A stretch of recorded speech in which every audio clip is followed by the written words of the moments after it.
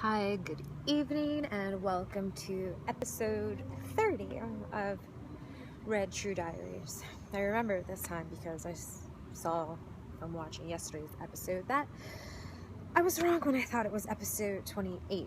So I find that really interesting, being that pretty much marks a full moon cycle, 29 and a half days since today is day 30 since I began. So today is also a very special day because it's the summer solstice. And I am lamenting leaving the woods. Right now I'm sitting in this phone and cameras propped against one of my favorite trees in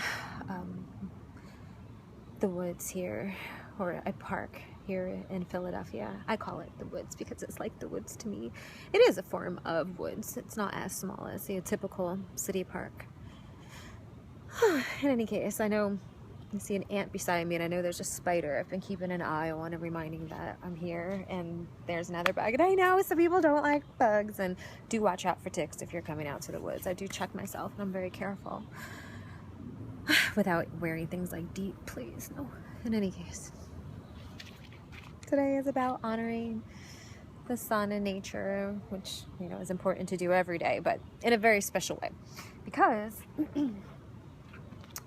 the solstices and the equinoxes are powerful times in the Earth's cycle, and it's the zenith, the pinnacle of the sun, when it's, I believe, the North Pole is closest to the sun.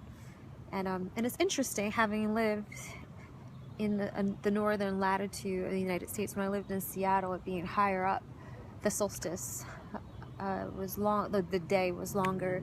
The sun would rise at like 4:30 and not set until 10:30 or so. Yeah, it was crazy. And in St. John, which was very interesting, is that they don't have daylight savings time. It's always just an hour or so. The sun usually sets around 6:30 or 7:30, and they don't move their clocks forward or backward like we do here in the States.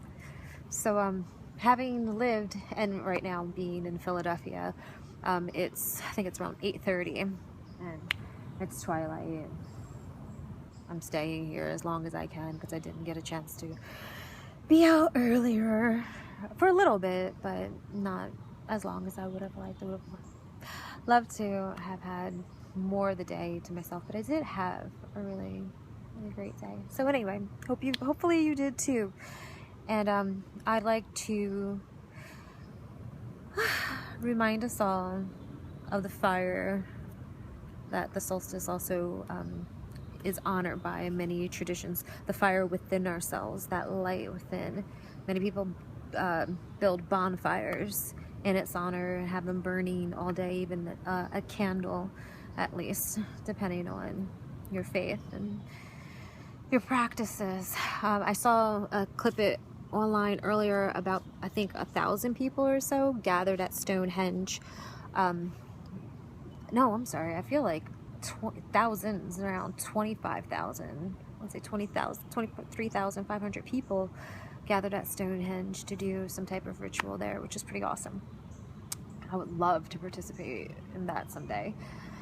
But yeah, just grateful for this time. Hopefully you set aside some time to at least, I don't know, acknowledge how powerful and amazing the sun and its presence is in our lives. Trust me, this past winter, it was 0 degrees some days, and it felt like -0 at times. And the winter started in October and went until about April or so. It was rough.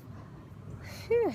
Definitely not like Seattle or St. John. Seattle doesn't even go below 37, so I'm that much more grateful for the sun this summer solstice. No joke, it really made me think of, you know, I know people live in those colder climates, but just how much it does for our land, for me, in so many parts of my well-being. To each our own. You know, Seattle has many benefits too, but I do miss the sun And when it gets, you know, to this full strength. I mean, when I was driving and saw a temperature gauge at around, I want to say 6:30, it was 89 degrees, and it's humid too. But you know, if it wasn't, I wouldn't, you know, be able to just be so comfortable at 8:30 at night with, you know, very little on. And it's nice. Island life and this type of summers for me, which is one of the reasons I lament, you know, the passing, that the sun is now waning. But it's okay, you know, I like the whole cycle. So anyway, those are just things to think about. Light comes in many forms. And oh, one other thing I wanted to remind us of, myself and you, is how powerful the sun is. It's photons. I mean, photosynthesis happens. Our food, all of us, from even if you eat animals, those animals eat grass, greens. The autotrophs, as they're called, which I just learned this past year, they make their own food from the sun, from particles of light that come from the sun. I mean, I've mentioned that in a previous episode, but in honor of the sun and the solstice, I just was thinking of that again earlier, and how amazing that is, to be able to build sugar from taking in the light and transforming it into food, and to support so much of life, including us. So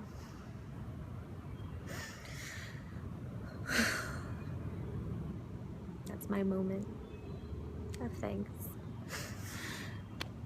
for all that is. So I'm gonna kiss my tree and recite this poem in honor of all of us, the nature and the sun. This is Shakespeare. Shall I compare thee to a summer's day? Shall I compare thee to a summer's day? Thou art more lovely and more temperate. Rough winds do shake the darling buds of May, and summer's lease hath all too short a date. Sometime too hot the eye of heaven shines, and often is his gold complexion dimmed. And every fair from fair sometimes declines, by chance or nature's changing course untrimmed.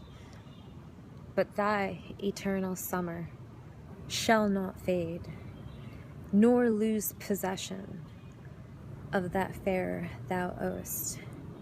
Nor shall death brag thou wondrest in his shade, when in eternal lines to time thou growest.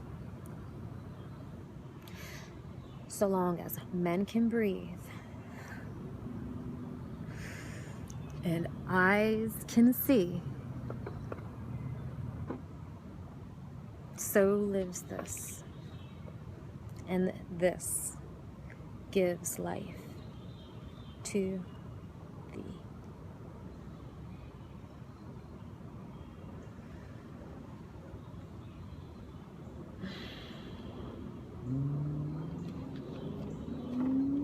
And I want to hug a tree for you too.